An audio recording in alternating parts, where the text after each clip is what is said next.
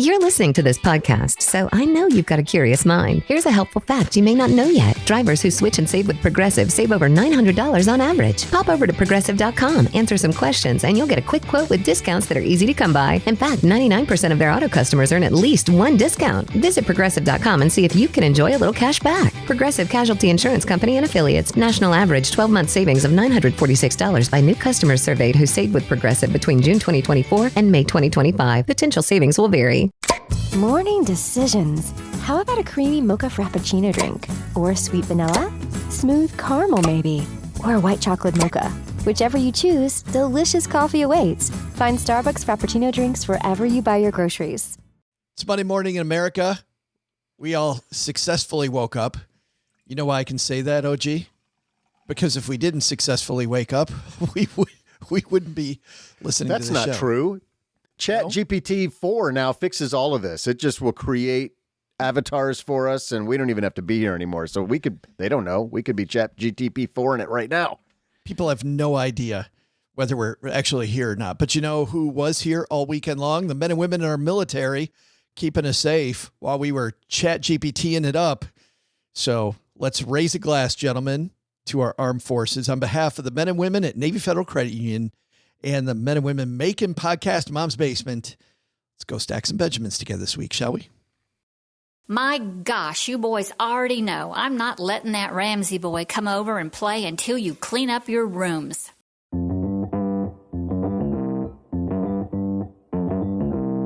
Live from Joe's Mom's Basement, it's the Stacking Benjamin Show.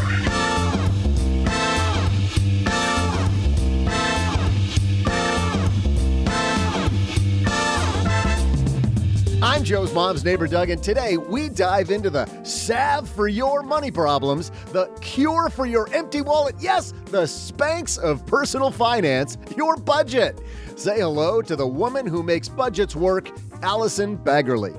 In our headline segment, does more information make you a better investor? What kind of information is best? We'll share a recent story from the Wall Street Journal, and in our TikTok Minute, well, you'll just have to hear it to believe it.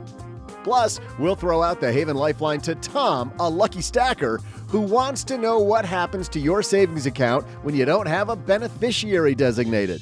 And, of course, I'll share some restrictive trivia. And now, two guys who could inspire Midas to budget. It's Joe and O-G.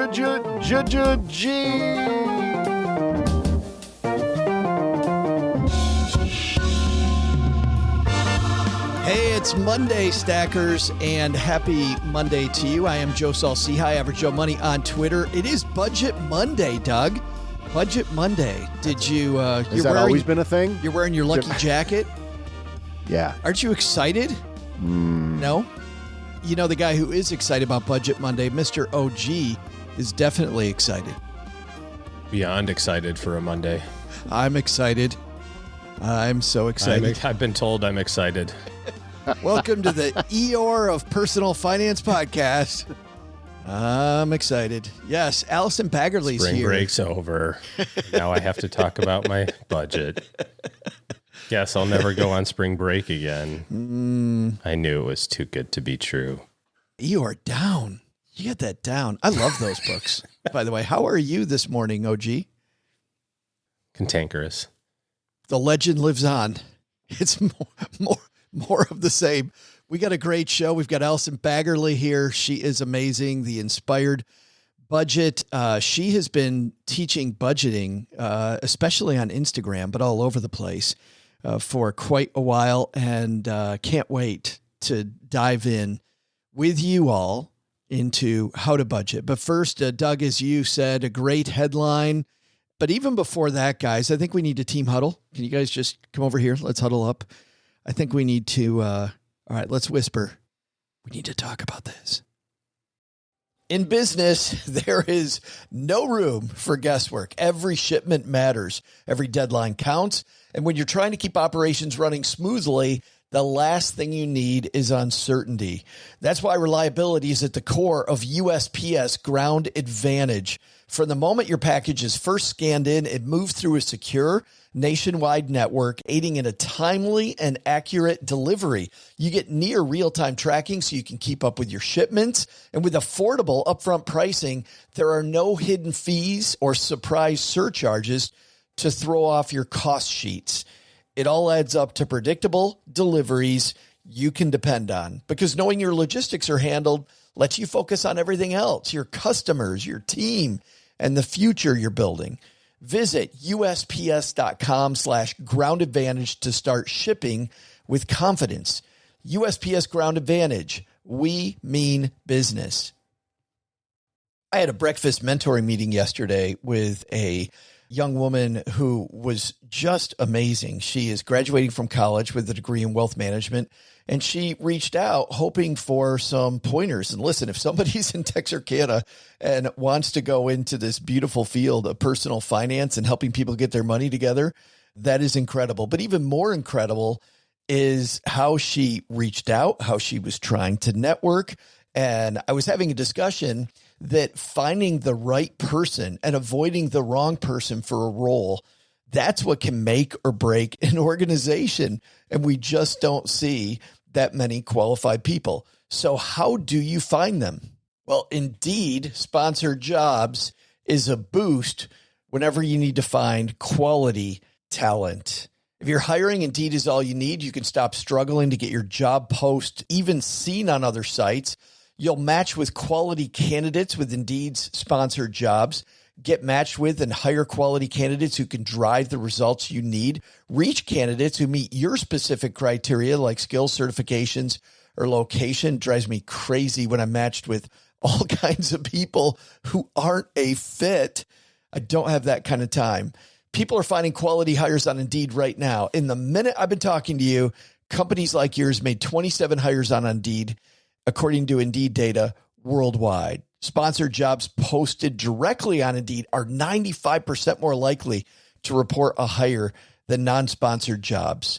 Spend less time searching and more time actually interviewing candidates who check all the boxes.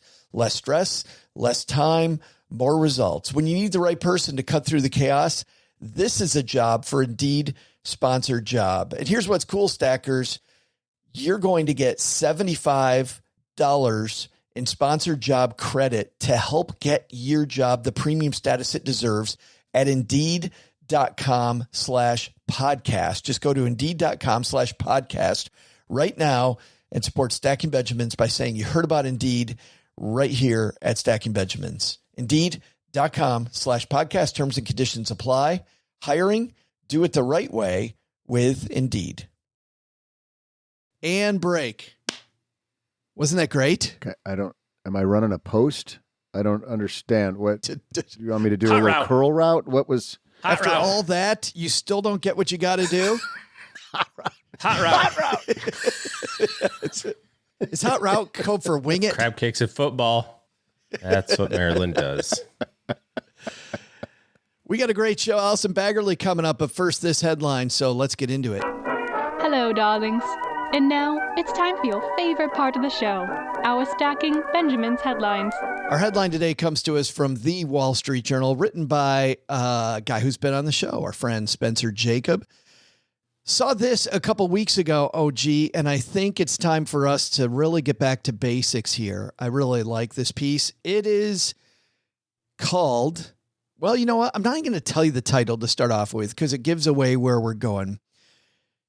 Spencer writes, the opening shot in Animal House pans across the campus of idyllic Faber College, focusing on a statue of its founder inscribed with the words, "Knowledge is good." The statement so obvious as to be laughable, the perfect way to kick off an hour and 49 minutes of not so subtle humor, but is knowing more always good? In investing, at least, it isn't. It can even hurt. Listen to this experiment. This is a 1973 experiment, guys, that he dives into. Psychologist Paul Slovic gathered 8 talented handicappers to guess the outcome of 40 actual horse races in 4 rounds.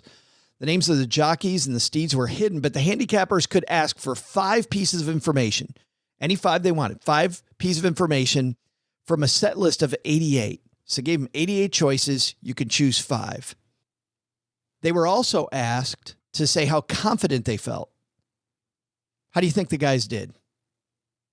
Better than average, but not very great. They did very well. They reached 17% accuracy compared to 10% if they guessed just blindly. And their confidence was almost exactly right too at 19% confidence. So their confidence matched the expectation. Now, here's what's interesting. Okay. In the next 3 rounds, they could ask for 10, 20, and finally 40 bits of information. Their conviction went up to 34%, but their results stayed the same at 17%. The more information they got, OG, it didn't do any good. More information did not solve their problem. I think there's a huge, and obviously Spencer Jacob does too, huge correlation with investing here. Well, there's a great book that was written by Larry Bossidy called Execution.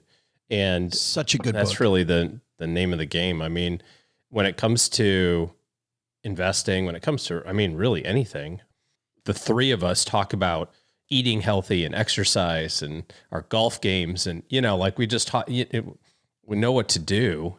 It's like, I know I'm not supposed to eat cake and drink bourbon, but I do.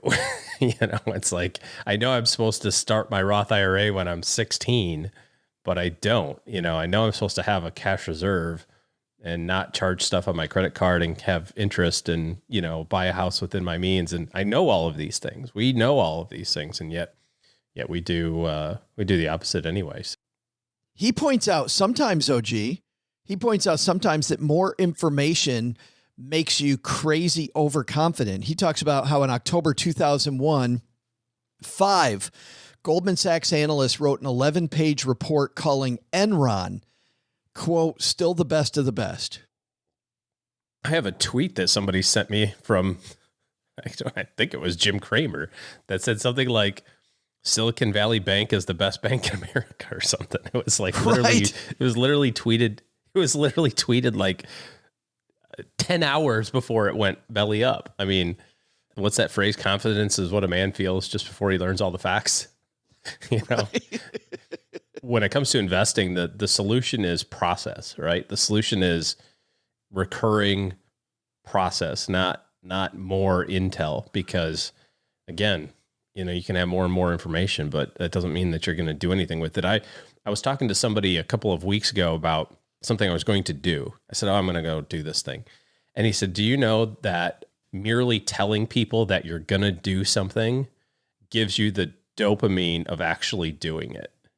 So you're really not supposed to tell people you're going to go do something, because your brain can't tell the difference between going to do it. Like when you tell the thing, like if you say, hey, I'm going to start exercising 5 days a week, right? And you get all juiced about it. Your brain doesn't know the difference between actually exercising 5 days a week and telling people that you're going to exercise 5 days a week, especially if you tell the story with a lot of enthusiasm and emotion. So you get all the benefits, and then your brain goes, oh, we're awesome. Good job, everybody. This is absolutely the best thing I've heard all week. This is the best news ever. Well, it's Monday. Yeah.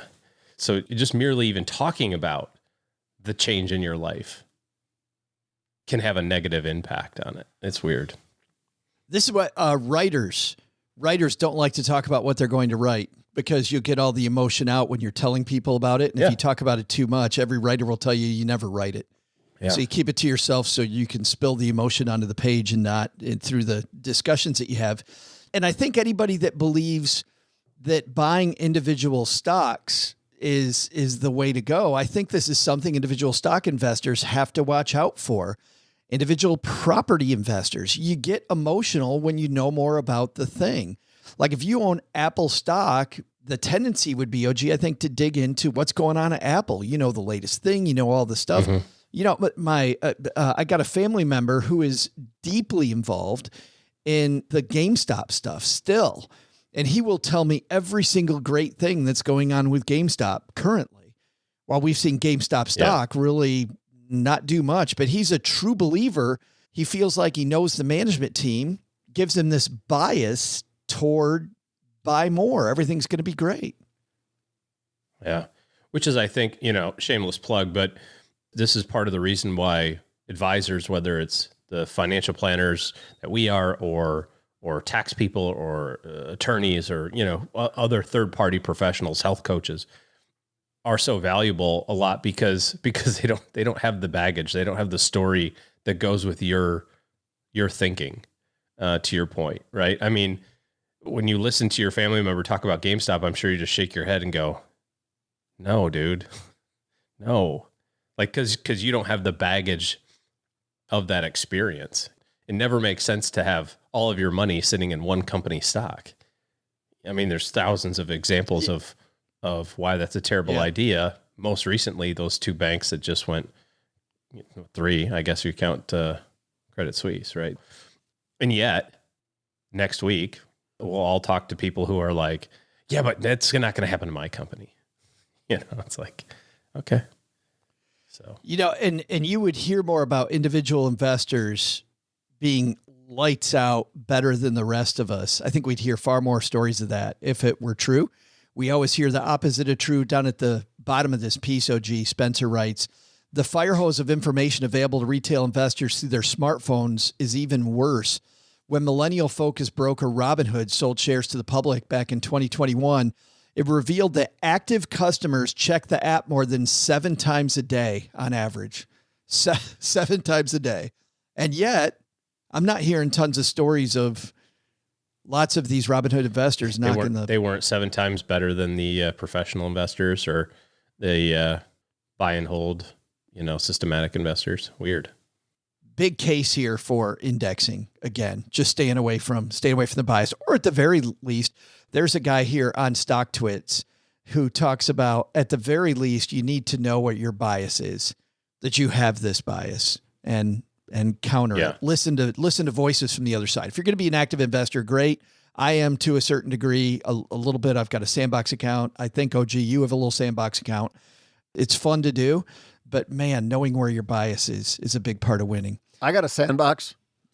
and Doug's got a Sandbox. Kitty litter box, but same thing. Just smells a little different, right? We will link to this in our show notes at stackingbenjamins.com. And of course, we'll take a deeper dive into this topic and our newsletter, the 201, that always comes out the day after the show. stackingbenjamins.com/201 to subscribe to the 201 newsletter. Time for our TikTok Minute. This is the part of the show where we dive into either some fantastic knowledge bombs or some eye roll knowledge bombs. OG, which one do we got today? We got some good stuff or some internet craziness? I roll always. Speaking of bias, we also have point in time bias, where we think that things are going to go a certain way because that's the way that it's always been. And that's the way the universe used to be. This is a video that Stacker Trish found on TikTok, which was Steve Ballmer, the former Microsoft CEO, his reaction when he heard that Apple was actually coming out with their own phone. What was your first reaction when you saw that? $500 fully subsidized with a plan? I said, that is the most expensive phone in the world, and it doesn't appeal to business customers because it doesn't have a keyboard, which makes it not a very good email machine. Now, it may sell very well or not. We have our strategy. We've got great Windows mobile devices. Okay. Right now, we're selling millions and millions and millions of phones a year. Apple is selling 0 phones a year. In 6 months, they'll have the most expensive phone by far ever in the marketplace. And let's see, what's the expression? Let's see how the competition goes. Ballmer may be a little cocky back in 2007. He should stick to dancing. You ever see him dancing on stage? No. Oh, it's spectacular. Is he a good dancer? No, Joe. He's a horrible dancer. I didn't know where you were going. I didn't know.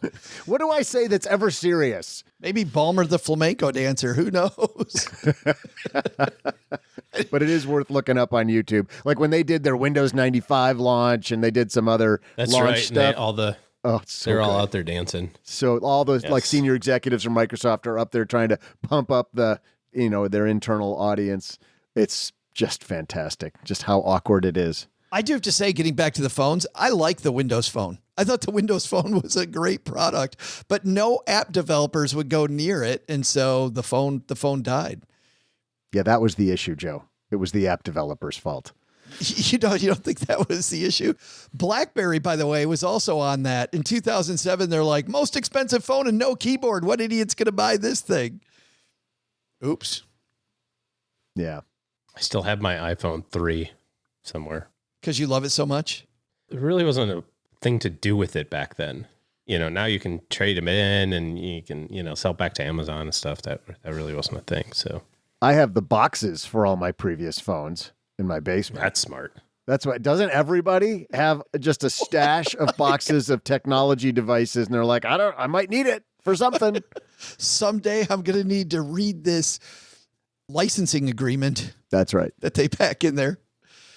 Coming up next, Allison Baggerly is the amazing woman behind the Inspired Budget Instagram account. And she also teaches tons of people how to do better budgets. She's not somebody who was originally inspired to budget. She's going to tell her story today.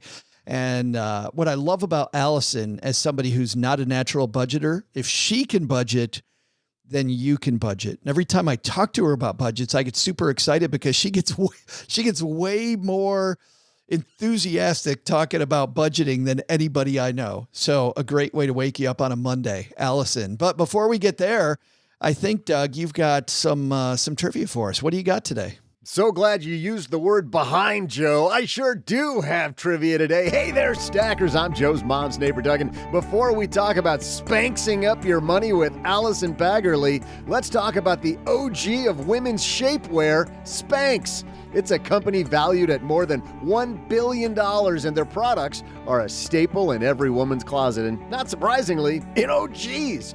You know the days when he's especially surly? Yeah, now you know the rest of the story. Okay, stop giving me the stink eye, OG. Here's today's question.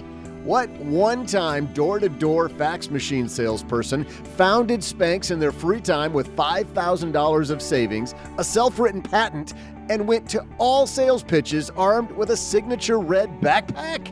I'll be back with the answer right after I ask Joe's mom to cut me out of these men's Spanx. Don't judge me. It was for research. I'll just ask her not to look me in the eyes. This episode is brought to you by Progressive Insurance. Do you ever think about switching insurance companies to see if you could save some cash? Progressive makes it easy. Just drop in some details about yourself and see if you're eligible to save money when you bundle your home and auto policies. The process only takes minutes, and it could mean hundreds more in your pocket. Visit Progressive.com after this episode to see if you could save. Progressive Casualty Insurance Company and Affiliates. Potential savings will vary. Not available in all states.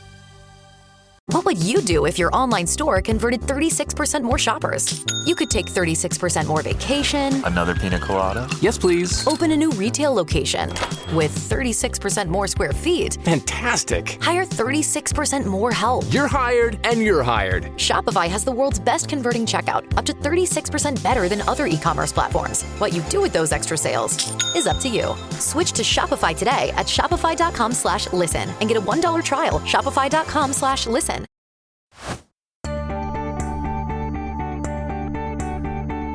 Hey there, stackers. I'm double cheese pizza lover and girdle limit tester, Joe's mom's neighbor, Doug. And wow, I just saw some things I cannot unsee when I was trying to look up the trivia answer. Pro tip, when you're looking up men's Spanx, make sure you spell Spanx with an X. Otherwise, you're going to see stuff that's going to be burned into your eyes and your internet search history forever. Maybe this trivia answer will help me forget. I don't know about you, but I want to know who the billionaire mastermind is behind, get it, behind the staple in every woman's closet. So, what one-time door-to-door fax salesperson founded Spanx in their free time with $5,000 of savings, wrote their own patent, and did all their sales pitches armed with a signature red backpack? If you guessed Sarah Blakely, you get a pat on the back. And now, here comes the Spanx for your budget. Prepare for some money motivation from budgeting expert Allison Baggerly. And I'm super happy she's on her way back down to the basement. Allison Baggerly joins us. How are you? I'm doing great. Thanks for having me. It's about time you wrote a book. It's about time. I never thought I would. This was never something that I thought I would do, but I did it. I wrote a book, Joe, like my words. It's mine. I didn't ghostwrite it. So if it's terrible, I hired a ghostwriter. If you love it, I wrote it myself. Which it reads like I'm reading it, by the way, in your voice. I can hear you talking to me as you read it. And it's funny and it's sad and it's poignant. And there's tons of great advice, which we're going to share some of the early advice in the book here today. But let's talk about this right from the introduction. Let's get into it. This journey started for you when you and Matt, your adorable spouse, who I've met on 2 occasions, and what a cool guy. You and Matt are sitting at the table, but you guys didn't think each other were cool at that time. You're $111,000. Well, you've got the exact number. It's $111,108.29 in debt. And that doesn't include your mortgage. You don't talk about this. You talk about you crying, and that this is kind of a big catalyst moment for you, like a wake-up call. But what caused you to sit down at that table that day? Like, why did you guys, were the bills just coming in faster and faster? Like, why did you sit down and finally add it up? Oh my gosh, I had a positive pregnancy test. There's nothing like having a baby on the way that's going to wake you up and force you to be an adult. We had a positive pregnancy test, and we were like, okay, how much is daycare? Is it like what?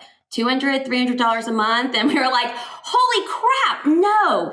This daycare at the time was $900 a month, which is like cheap these days. Yeah. And we didn't have, there was not $900 left over. There was no money left over. So we had this wake up call of, well, I can't quit my job because we don't make enough money for me to quit my job. So we have to find some cash flow.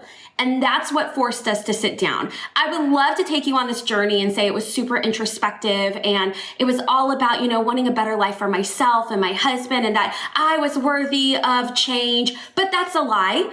I didn't do it for me. I did it for someone else. But on that journey, I realized, wait a minute, I am worth it. My husband's worth it. With or without kids, this was a worthy journey of going on. But I didn't start there, and that's okay.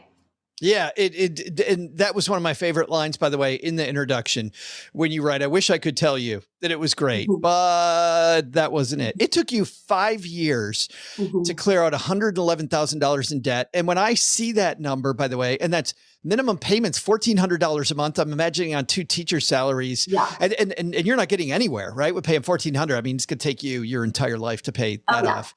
But 5 years, and I look at that and I think, Allison, that is way fast. But you say you could have done this much faster. Like you screwed everything up. Do I say that in the book? Well, you don't say it exactly. Like we made so many mistakes, and how inspiring. But how inspiring is that for a guy that was also, my catalyst was, I was on the side of the road. I'd run out of gas. I'm advising other people how to do their money. I'm a complete sham. I've got tons of debt. My credit is horrible. And for me, it was the same as you. I am crying about my money. But I remember thinking this hole is super, super deep. And to hear that it would only take 5 years for somebody out there that might have $111,000 of debt and you can still mess it up and get there in 5 years. I don't know. I found that really inspiring. Well, thank you. It felt very long. And I think that's part of it is when you're in it, when you're in the process, it can be very overwhelming and it can feel very, very long. And every screw up feels like it's screwing up the entire journey, right? Yeah. It's very easy for me to say, oh my gosh, we had car trouble and now the entire journey is messed up, but it's not. Those are just little blips. It's not going to be this straight line. There's going to be times whenever you lose motivation and you have to motivate yourself, honestly. Like no one's going to stand there and do it for you and help you stay on track. But that it was 4.5 years. So I want to put that out there. It was 4.5 years, but 5 years was our goal. And it was a lot, especially with kids in daycare. And I look back and I think, gosh, sometimes I worry that 5 years, that's not very inspiring. Like 5 years, that's like having a baby and sending them to kindergarten. But when you look at it and you look at how much money that was on 2 teacher salaries, I mean, we were bringing home $5,000 to $6,000 a month, and you have $1,500 of that going to debt and another $900 and then ultimately $1,500 going to daycare. That's a significant amount of money that we weren't able to necessarily enjoy. And that was our goal, was to be able to keep all of our money and enjoy it. You're trying to get ahead then on roughly $2,500 a month and live, like get this paid off and live on the $2,500 that's left. The first chapter of your book is all about finding a catalyst. You had your catalyst. I have my catalyst. So many people have a catalyst like yours or mine that I've heard stories of over the years of. It's this phoenix from the flame, right? That I was crying at my table, or I was standing next to this rusted out minivan, whatever it is. How do you find your catalyst without getting to that point? Yes. I love this question because I don't think that every catalyst has to be this rock bottom moment that you and I experienced. In fact, I would prefer for it not to be for anyone that's listening. Like, you don't need to have this rock bottom moment that Joe and I hit and we were like, oh crap, what do we do? And so in the first chapter, I do talk about how your catalyst could be just those annoying moments in your life. For instance, you wanting to take a vacation, but realizing that, hey, you can't really go the way you want to go, or you can't fly, you have to drive instead because you don't have the money to save up for it or prepare for it. It can be these small, annoying moments that all together combine to be a catalyst. And then also your catalyst can be your dreams, your hopes and your wants for your future. I think that we live in this life where everyone is constantly telling us what we want, what we need to spend our money on, what's best for us. So we have to block out the noise and really think about, what do I actually want? Because I don't have to have it all, but what do I want? And if paying off debt or saving money or investing gets me there, then that can be enough of a reason to kickstart you to changing your money habits. That is such a powerful point, because up until I made my change, I was trying to make everybody else happy. Like, I was trying to make creditors happy by sending them a little bit of money. I was trying to make other people happy by bringing gifts to the party, right? Or paying for everybody's dinner, or doing all this crazy stuff when I didn't have any money to do that with. And once I realized that this is my journey, like, I don't know if this happened for you, Allison, but something clicked. Like, I was like, okay, I'm already screwed. These people can get a little bit from me now, or they can get a lot from me later, which I'd much rather have. I'd much rather. So I had to tell creditors to screw off. I'll pay you when I'm paying you. I had to tell family members that we weren't doing holidays the same, but that was so powerful. How did you see things change as you found yourself in the driver's seat? You know, what's interesting is I didn't have that same experience. For me, it was telling myself those things. Oh. For me, I love spending money, Joe. I get high. I enjoy it. I love it. I don't get that same feeling when I invest or save. I'm just going to be honest. I'm going to own it. Do I invest and save? Yes. It's more of like a checklist on my thing. But when it comes to spending money, I was such an emotional and impulse spender. I would spend money when I was happy, when I was sad, when I was mad, when I was glad, when I was bored, when I was tired. Anytime I would want to spend money to either celebrate or deal with the feelings I was having. So for me, it was more like coming to myself and saying, okay, Allison, just because you feel this way doesn't mean that you turn to spending to deal with it. And I think so many people turn to vices. You have alcohol, you have drugs, you have eating. My vice was spending. And so being able to feel in control of that and being able to tell myself, you can wait, or there's something bigger and better, that was very powerful for me. And it changed my money habits. And it allowed me to no longer hate and resent my budget, but love it, enjoy it, and look forward to it. Yeah, you called your budget like a timeout for your money. I thought that was, I laughed out loud at that one. I'm sitting in the room alone and I'm laughing. I'm like, oh, money timeout. That's pretty good. Because that's what it feels like, right? And that's what I thought it was. I thought it was like a shame on you, because I was so unhealthy with my money, and anything that tried to control my money felt like a punishment. I got to think that's why in the second chapter, you go from the catalyst into money mindset, because you got to know you, right? For you and me, you and I bond over our ADD, number one. So ADD, I'm going to go make a decision and then later on go, oops, that might've been a mistake, or I'll go down the wrong rabbit hole. So I got to know that about myself. Second thing is, you and I both like to spend money. So I got to know that. Other people that are in this community that we know, they will never spend a dime. And that's a problem too, right? Yes. I mean, that's a whole other problem. Talk about money mindset for a second and how we kind of get in our head and say, okay, how's my budget going to be different if I'm a spender versus if I'm this, whatever it might be? I think it's so important for you to understand your past with money, your history with money. And then also realize, like, just because you are the way you are, it doesn't make you bad. You don't necessarily have to change. We have to deal with the emotions. So here's an example. Sometimes, I'm a business owner. I get in my head about things. And I will start telling myself thoughts and lies like, oh, your business is going to fail. Or, oh my gosh, one day you're going to get canceled, Allison. Like all of these crazy things. And all of these thoughts are not necessarily true. So sometimes I have to go to my husband and I have to say, okay, you're very much like a robot. You don't have a lot of emotions. He is. I've met him, by the way, everybody. He is not like a robot. But no, he says that about himself. That's the way they talk to each other too, though. Yeah, that is true. He doesn't have high highs and he doesn't have low lows. He's just always stable. He's always very realistic. Whereas me, I can be a very emotional person. I don't know if you've caught that yet. No, not at all.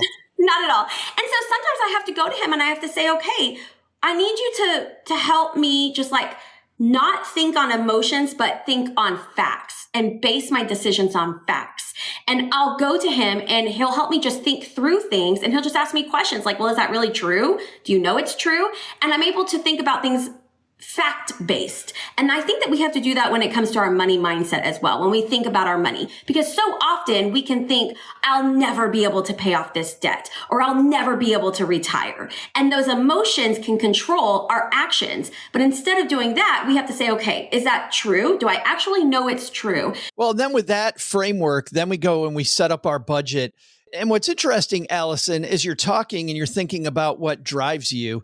I found that as I started winning with money, as I went from losing to winning, that those changed. And you even talk about in the book how you went from thinking this was money jail to it kind of felt like, these are not your words, but it kind of felt like a game for you too. Like all of a sudden your brain kind of changes as you budget successfully. When did you see that change for you? Oh, probably like 6 to 9 months in. Yeah, I had it's a while. It's a while. It was. Which to me, like anyone who's listening now and they think I don't like budgeting, that's okay that you don't like it now. That doesn't mean you'll always feel that way. Because when we started, I said, I'm going to write a budget until we're debt free. And after that, I am done. I am done with it. I'll never do it again. But what happens is it became a part of who I was. I was no longer writing a budget. I was a budgeter. I was no longer trying to control my money. I had control over my money. It changed just the way I felt. It gave me so much confidence when it came to managing money, confidence I never had before. And so I think that when it comes to budgeting, it's just about looking at it in the sense of what do I value and how can I make sure that I am putting money towards those values.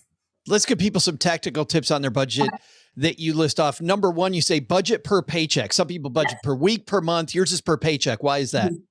Because that's when my money comes in. Like, why would I budget just like right in the middle? So for instance, my husband and I, we get paid at the very end of the month. He gets paid on the 25th. I get paid on the last day of the month, whatever that is. I combine those paychecks into one like lump sum. And that lasts us from the first of that next month through the 14th. My husband's paid again on the 15th. That paycheck lasts us from the 15th until the end of the month. For me, it just makes sense. It makes sense for you to start exactly when that money comes in. And that way you feel like you have this fresh slate. So you don't have to do March 1st to March 31st. It doesn't have to be like that.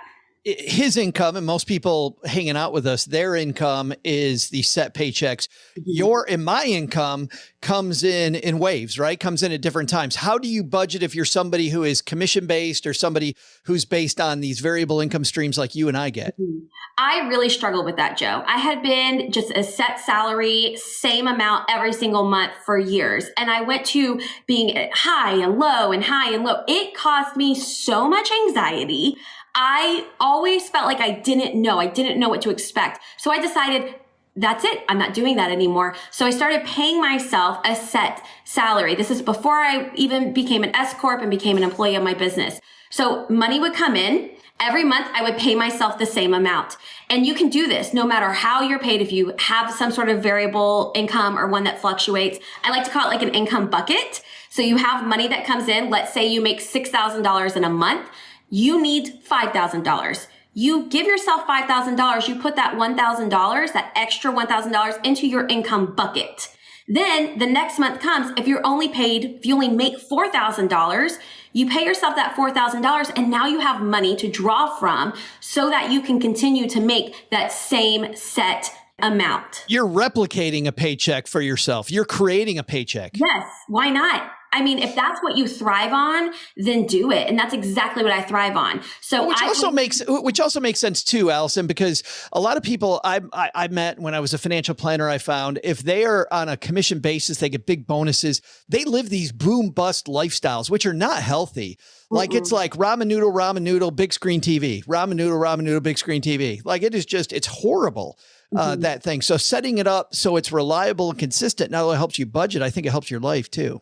Yes, because then you're not going to fall into lifestyle creep.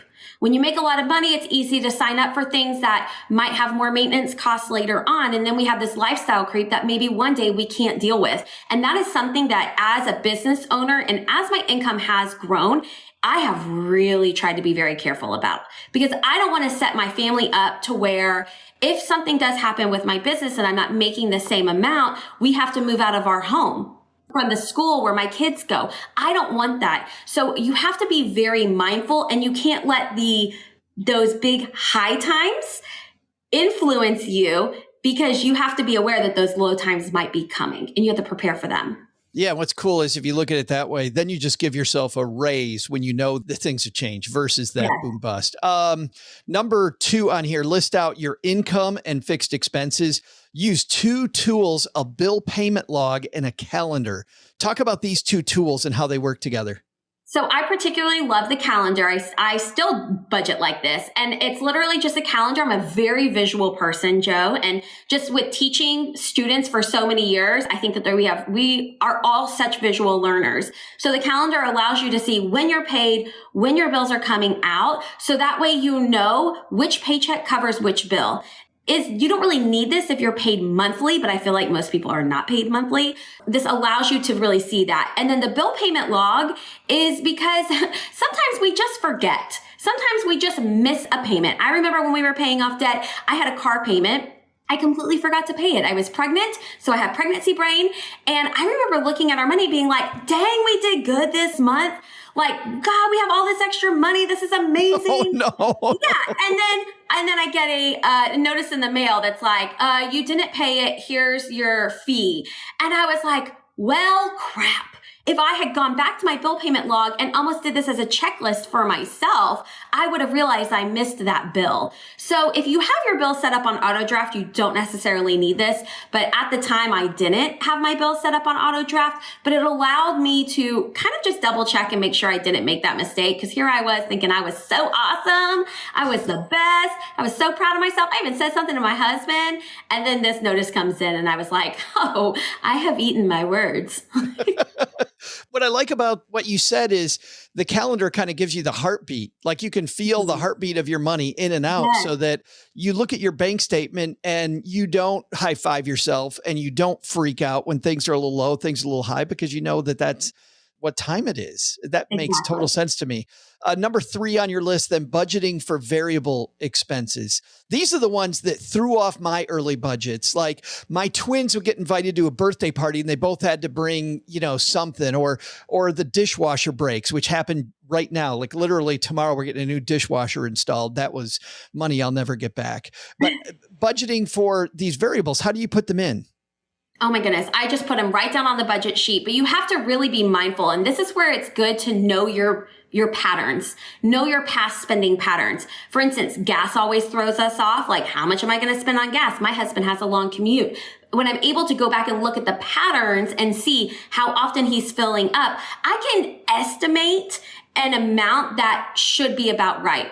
So when it comes to budgeting for those variable expenses, those expenses that change, it's kind of, to me, it's a game. I see it as like, how close can I get? Like when I'm budgeting and I'm trying to estimate my electricity bill, I might go back and look at what I paid last year in the same month. And I try to just get as close as I possibly can. And that is really where I think a lot of people go wrong when it comes to their spending money and their restaurants and their groceries. If you're not keeping tabs on it, it can be really easy to spend way more than you are spending. And it can be really easy to assume you don't spend that much.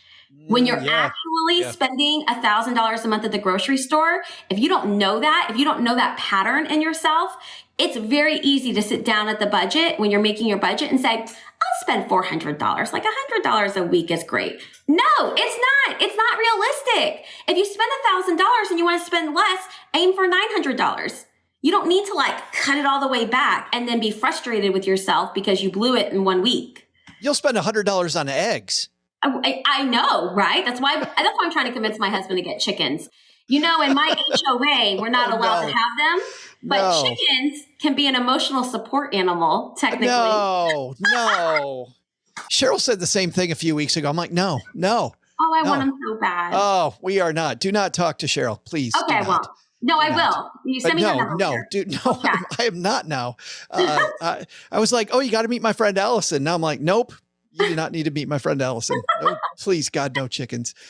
Number 4, budget for debt payments and savings. I was interested that this was last because everybody says pay yourself first. Why was this number 4 on your list and not number 1? Oh, good question. I mean, I guess it could be number 1 if you want, but for me, when I think about budgeting and the way I budgeted when I was paying off debt was I always wanted to make sure I sent extra money to debt as soon as I possibly could. Because if I left that money in my checking account, I'm going to spend it. Yeah, I have me too. no issues doing that. So once I knew all of my fixed expenses and all of my variable expenses, anything left, I would leave a buffer. Anything left went straight to my goal. So I personally like knowing my numbers first, and the numbers change every month.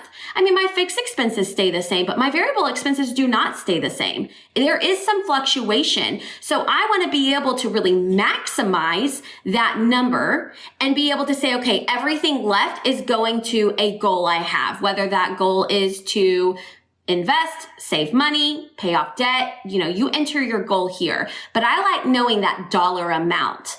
And then if it's not as much as I want it to be, that's when I go back to my variable expenses and I say, okay, can I shave off $50 here and there from different things?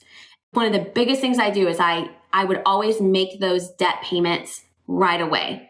So that way that money was not in my account, and it really forced me to stay accountable with the rest of my spending. Which is important for a spender to do, right? Just get it out of there.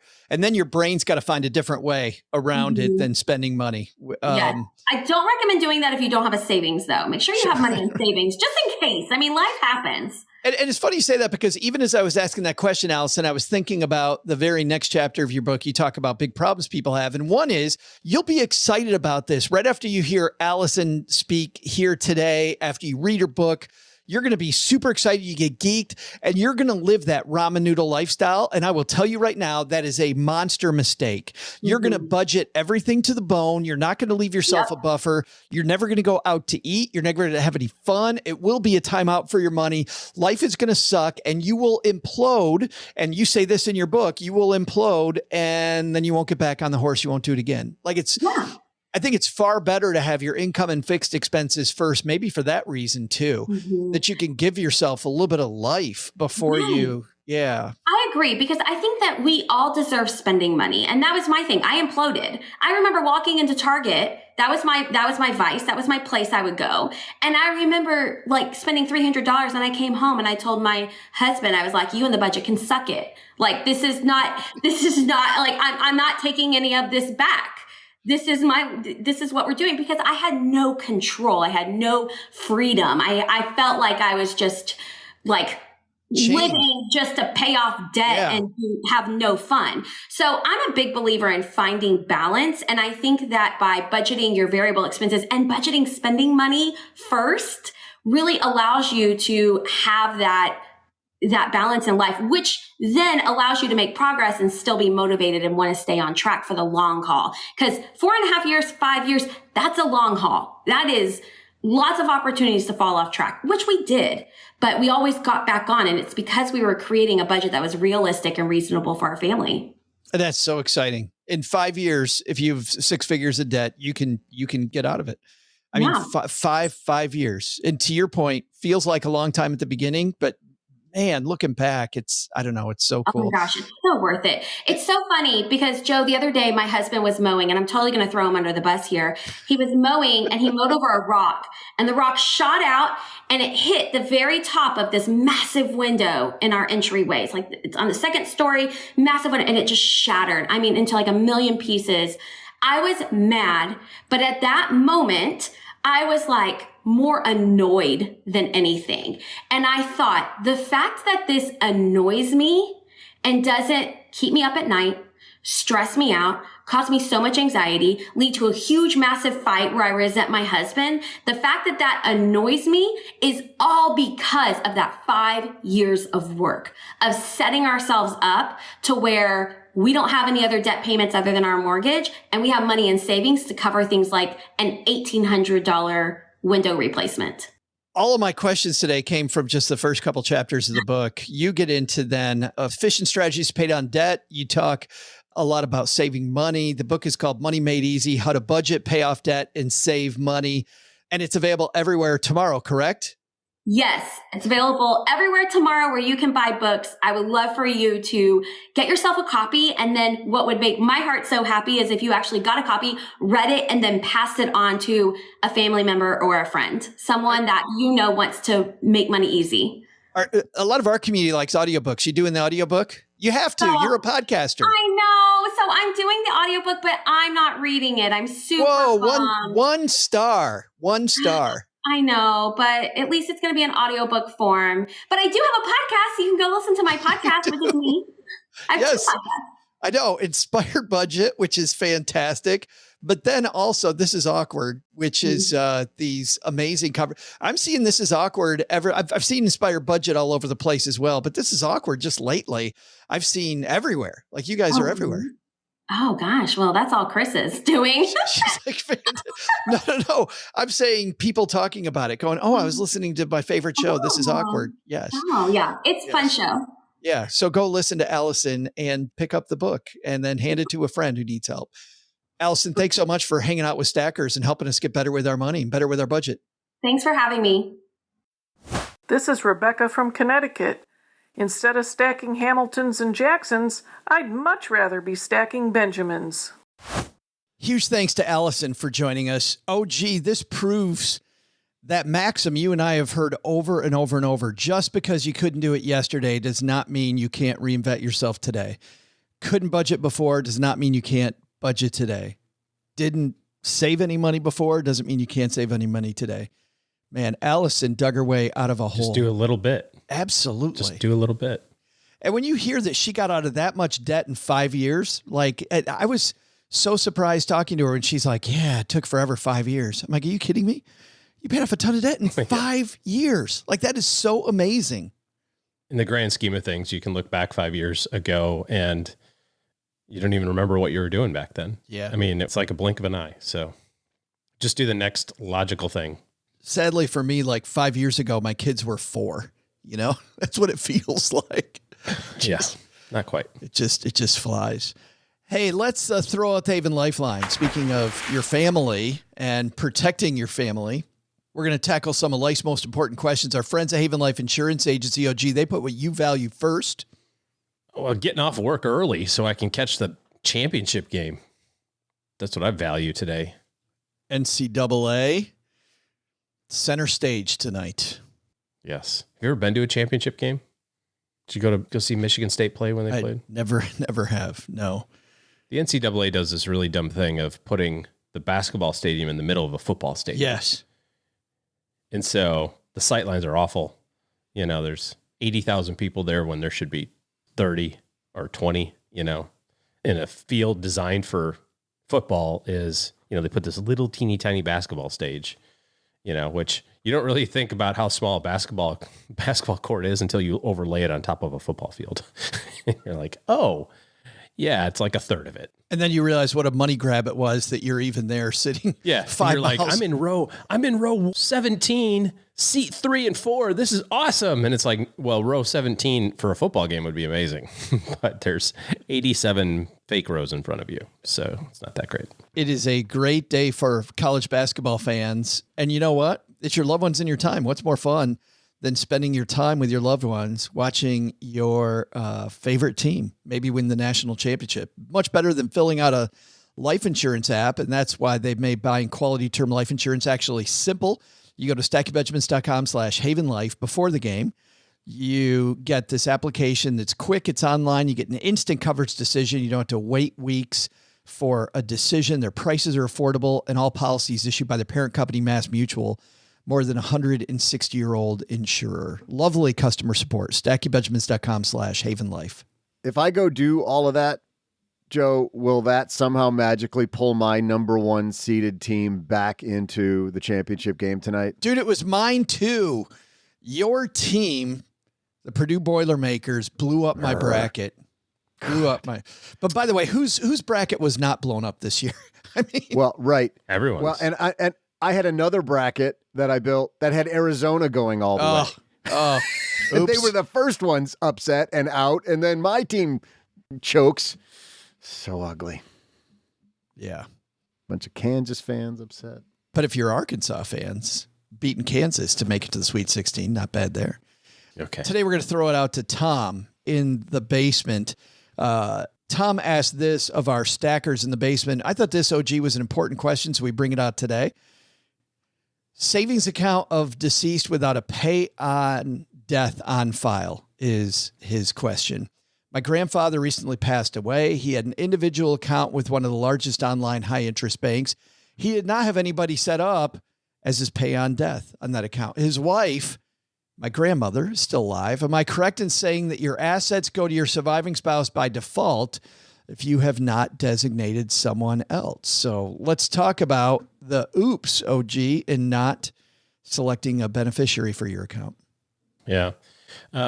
Every state's different on this, although to be honest, I'm not entirely sure that I know of any state that doesn't have the spouse be the primary, if you don't have a specific designation.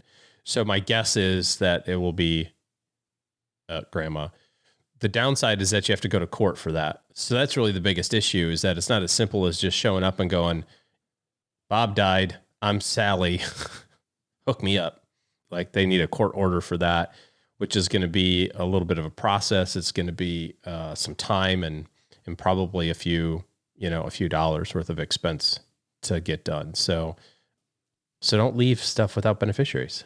It's a pain in the butt. Is it a good idea to contact a lawyer in this case, or is it simple enough, OG, that he can do this himself? Well, I don't know the first darn thing about probate, so I would have an attorney help with it. Or at least a paralegal, somebody that's had the experience of, what forms to file and all that sort of stuff for sure.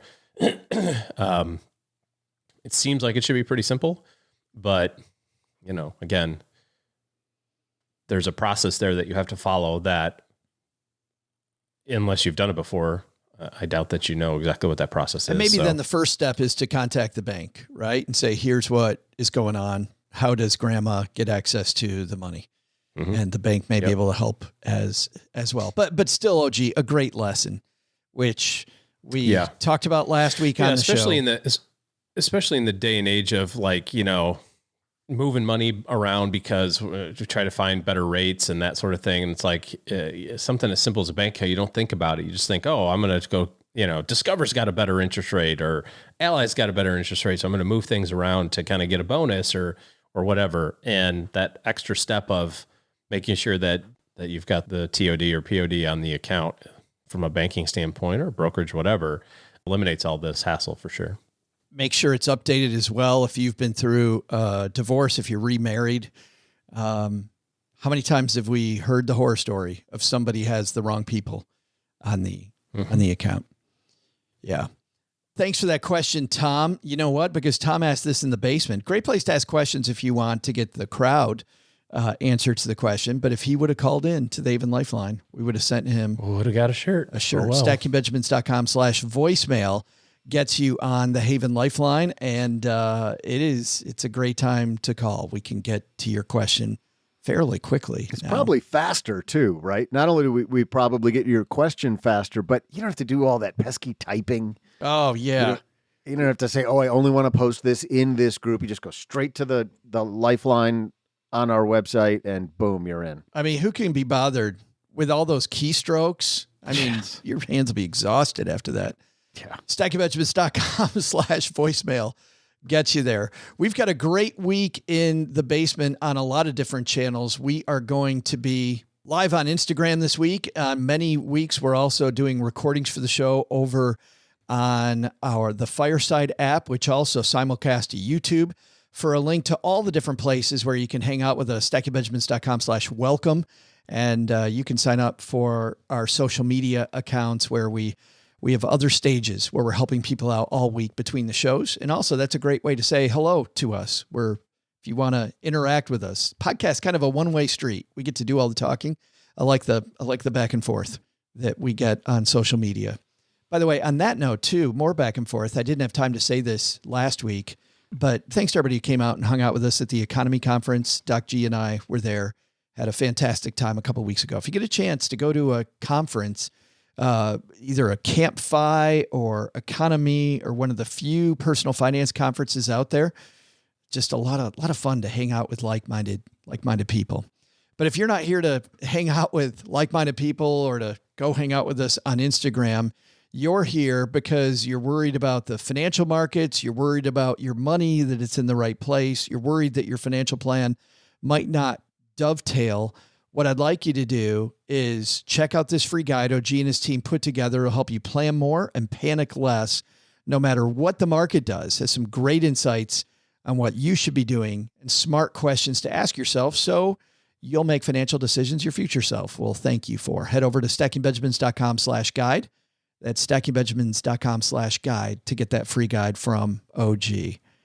All right, that's our community calendar for today. Coming up on Wednesday, Bob Wheeler is going to be here. He's the CFO of the Comedy Store, and he also is a working CPA. I almost said certified financial planner. Not that. He's a working CPA, and he is going to help all of us with some last-minute tax tips. If you haven't done your taxes yet, we're coming to the rescue on Wednesday. We'll see all of you then. Doug, take it from here, man. What should we have learned today? Well, Joe, first, take some advice from the inspiring budgeter, Allison Baggerly, and create a budget to reach your goals and stick to the plan, even when life throws a wrench in your budget. Second, take a lesson from our Haven Lifeline and make sure you decide your beneficiary designations to ensure that the person you want to receives the money. But the big lesson? Turns out, Spanx can't work a miracle and help you drop 20 pounds for your big date night at the Sizzler. You know, a friend tried. Just somebody that I talked to one time, they tried it. I would never do that sort of thing. Hey, well, side question, totally unrelated. What sort of rips do you think the warranty on Spanx cover? Thanks to Allison Baggerly for joining us today. You'll find her book, Money Made Easy, wherever books are sold. Looking for great reads and want to help the show? Visit our Stacking Benjamins store for some of our favorites, including Allison's book.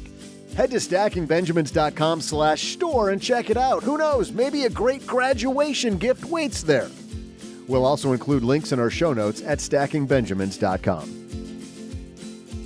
This show is the property of SB Podcasts, LLC, copyright 2023, and is created by Joe Salcihai. Our producer is Karen Repine.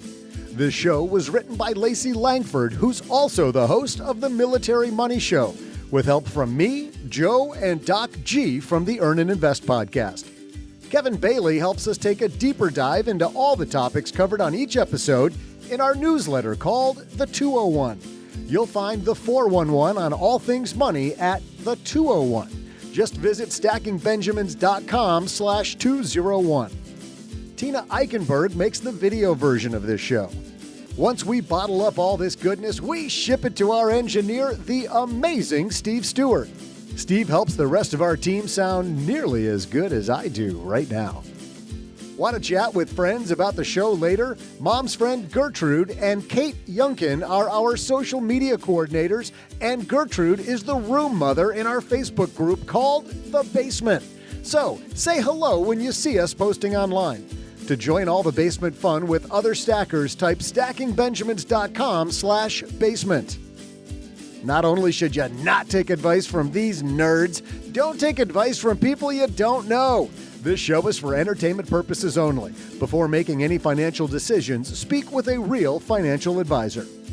I'm Joe's mom's neighbor, Doug, and we'll see you next time back here at the Stacking Benjamin Show.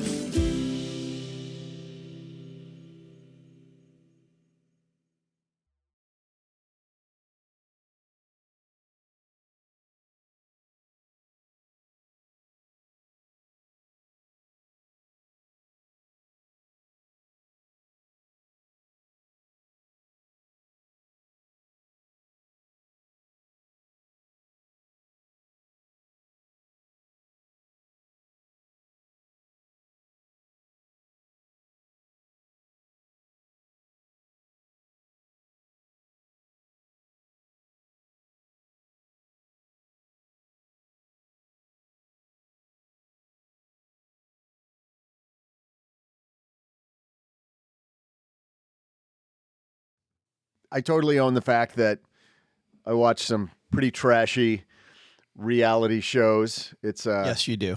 You know, it's a nice break from watching my basketball team choke, and it makes me realize how good I have it. So yeah, I'm totally fine admitting to people that I watch Bachelorette and Bachelor and Love at First Sight, and now we're onto the show called Married at First Sight, where people. Wait a minute. Do you notice, before you get into this, do you notice, OG, how he has to continually tell himself over and over, "I'm okay with," and I readily admit. I do.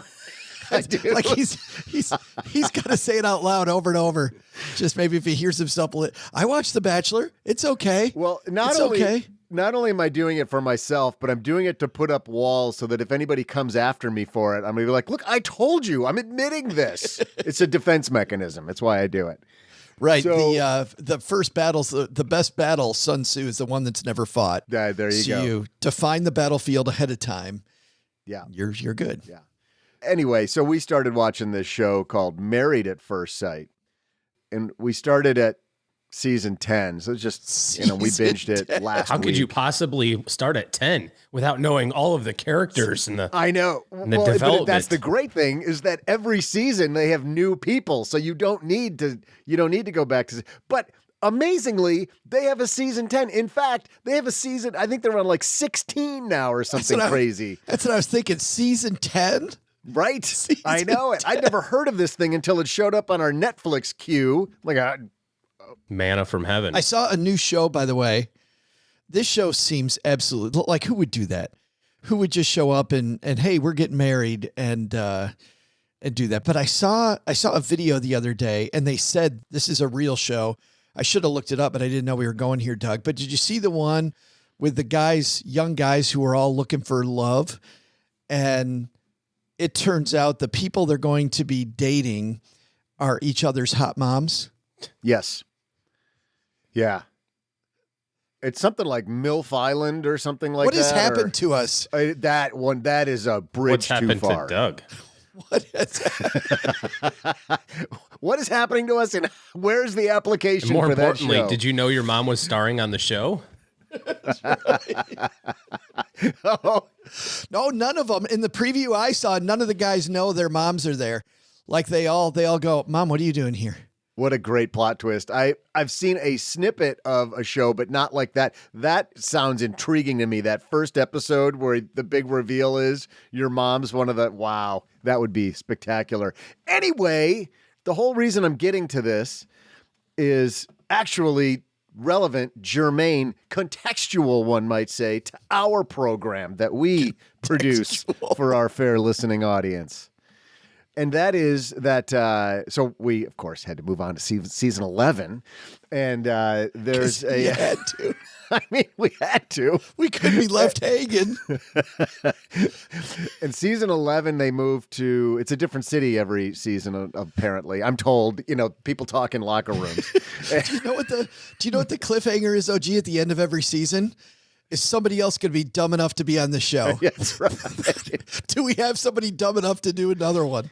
So it's in New Orleans in season 11, and there is a couple where the wife, it's hard to even say that because they've known each other at this point for like 7 days, but the wife makes considerably more than the husband, but the husband is he's one of us. Like I actually looked to see if he was in the basement, if he was a member of the basement, because he is hardcore into personal finance and budgeting. Oh, sweet. Yeah. And he is like, he's talking to her about she's spending too much discretionary. She has no idea what's discretionary because she's out just spending away on restaurants and travel and going to Saints games.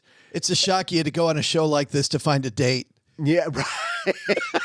Such a shock.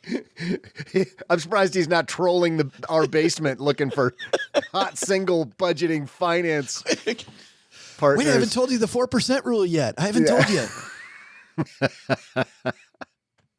But I did look him up to see if he was in the basement. I didn't find him. I mean, you only get first name, so I don't know what a last name was. But I looked up all the Bretts. So Brett, dude, if you were on season 11 of Married at First Sight and you're a listener, reach out because we want you on the show.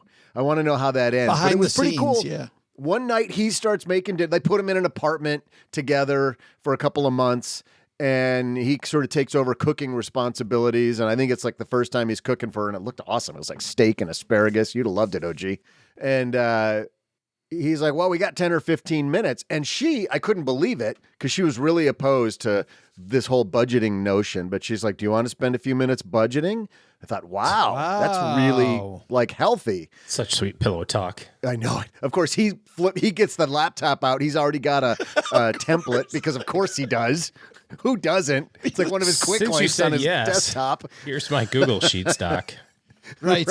And hold on. The rest of us. Hold on. I'll get the Barry White while we do this. Yeah. The rest of us are quickly closing our Pornhub tabs on the top of the browser. He's got his budget just ready to go. She's got a little, piece of paper, but it was really good to see, actually. I was impressed, and they were talking about, maybe you're going to cook more, so maybe I don't have to eat out as much as I normally do. And they have these marriage experts or marriage counselors that the couples talk to, and one of the guys that is just like, if we ever needed one, I want to go see Pastor Cal. This guy is amazing. But he had an interesting comment to the couple when they were talking about the finance issue was a wrinkle for them. And it was, look, that people always tell you, or you always hear that after infidelity, finances is a thing. It's like the second most common thing that breaks up a relationship. And he said, no, it's not. It's communication about finances is what breaks up. And an issue with, not an inability to talk about finances. It's not the finances themselves that break people up. And I thought that was a pretty interesting little pivot on that whole notion. So, I really just brought this up to you to say, we got to go find this guy and get him on the show. I can't believe the dissertation on the show. Doug's like into it. Totally into it. And then on season 12, yes. A side note, just communication in general. I had found this today, Doug, not knowing we were going there. But I think we can make the bridge on communication, and communication the right way really matters. I spoke a few weeks ago about how much I love British humor. And I'm bringing this up because it's just some more just hilarious British humor. Good day, mate. This is a guy and his doctor. Take a listen. Well, we've had your test results back, and you'll be pleased to hear that it's benign. Oh, thank goodness. That is such a relief. Yeah, it's good news, isn't it, Mr. Ignant? I'm not Mr. Ignant. I'm Mr. Ein. Mr. Ben Ein. Well, who's this Mal Ignant? British humor is just so amazing. Did that have anything to do with what we were talking about? No. Nope. Okay. All right. I don't need to sell you guys on these shows. They sell themselves. But I really think once you try them, you'll be hooked.